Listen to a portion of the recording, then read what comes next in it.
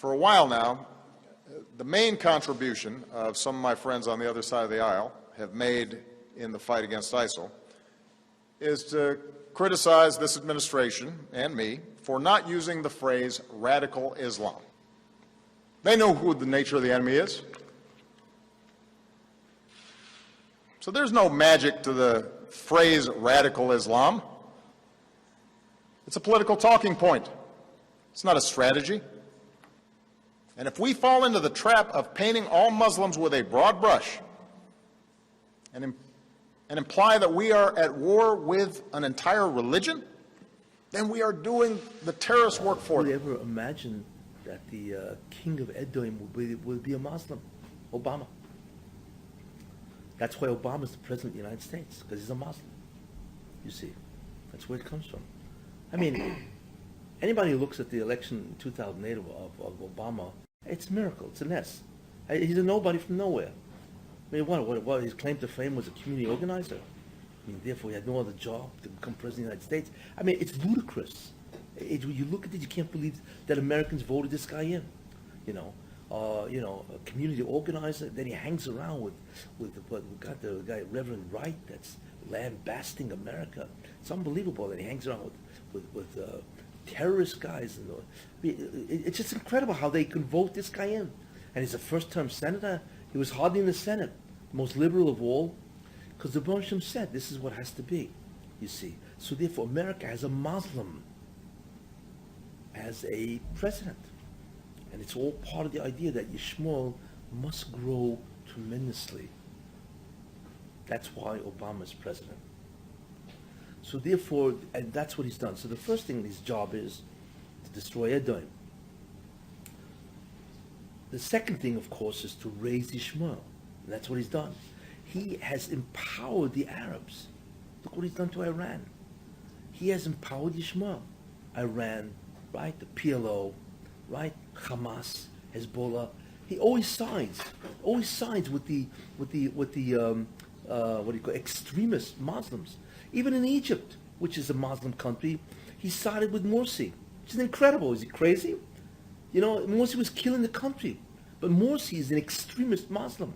He's part of the Muslim Brotherhood. Yeah, he sided with him as opposed to the other guy, El-Sisi. Without El-Sisi, Egypt was finished. He still sided with Morsi. This guy is a Muslim through and through that wants to side with extremist Islam or militant Islam. You see it all the time. Why? Because that's his job, is to raise Ishmael. But my father came from a Kenyan family that includes generations of Muslims. As a boy, I spent several years in Indonesia and heard the call of the azan at the break of dawn and at the fall of dusk. And throughout history, Islam has demonstrated through words and deeds the possibilities of religious tolerance and racial equality. In the year 622, a new religion emerged out of the Arabian Peninsula. Within a few years, Arab Muslim armies had conquered most of the Middle East. Mizrahi Jews found themselves referred to by an Arabic word, dhimmi.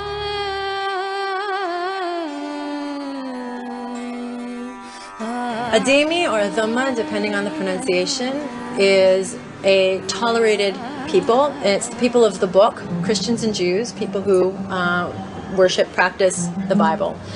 And according to Islam, this is a group that's supposed to be protected. What that means is, as Islam conquered the entire Middle East, North African region and killed people in the name of Islam if they would not convert, the Jews and Christians would be spared their lives.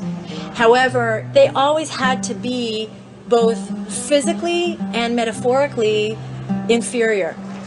For example, a Jew could not ride a horse because then his head would be higher than that of a Muslim. Jews could not build a synagogue higher than a mosque. All houses in Yemen, all houses in Yemen, I mean the Jewish houses, must be lower, far lower than the Muslims. If God forbid one of the houses is a little bit higher than the of the Muslims, it will be pulled down. You see, The dhimma, as I said, is juridical. It's very precise, but it has also economic, political, and social repercussions.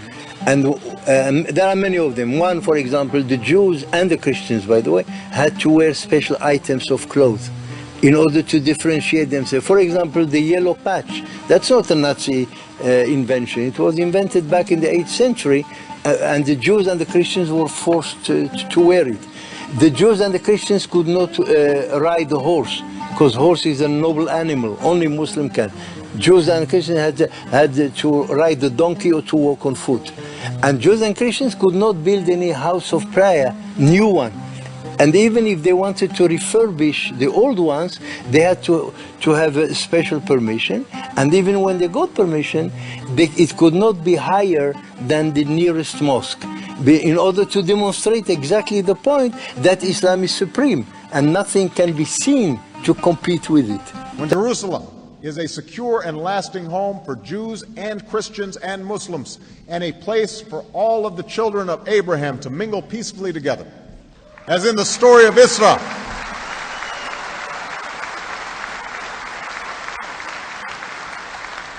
As in the story of Isra, when Moses, Jesus, and Muhammad, peace be upon them, joined in prayer. There the Prophet, peace be upon him, saw a white creature, smaller than a mule, larger than a donkey, with wings on each side of its hind legs. The Prophet, peace be upon him, mounted the creature, and they took off north to Beit al-Maqdis in Jerusalem. This part of the journey is referred to as al-Isra. After dismounting the creature, the Prophet, peace be upon him, entered Al-Aqsa Mosque and prayed 2 units. He then saw the prophets Moses, Jesus, and Abraham, peace be upon them all, and was instructed to lead them in prayer. I was driving in I-95, in Interstate 95, the biggest highway in the East Coast, between Boca Raton and Hollywood, Florida. And there were 2 giant billboards near the road. On one side it says Muhammad, Prophet of Mercy, and on the other side, what do Abraham, Moses, Jesus, and Muhammad have in common? Islam. And this is freedom of speech. Means they come in some stealthy way to America to spread mercy to mankind on one side, and to spread Islam as the religion of Moses and Jesus as well.